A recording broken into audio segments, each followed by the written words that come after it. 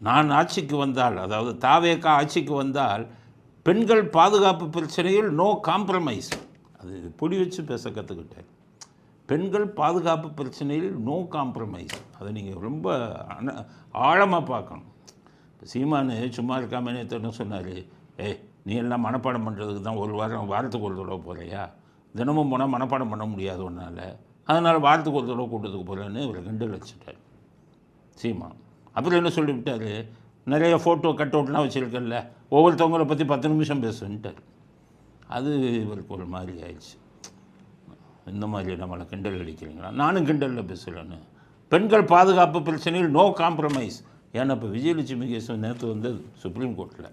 அதில் உச்சநீதிமன்றம் காம்ப்ரமைஸ், மன்னிப்பு கேளுங்க, பட் அஃபிடவிட் போடுங்கன்னு சீமானை சொல்லிட்டார்ல, அதை குத்தி காட்டுறாரு.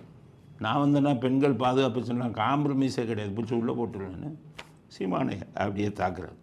சீமான் நான் பேச தவிர கிண்டல் வச்சார்ல, அதுக்காக ஒரு தாக்குறாரு.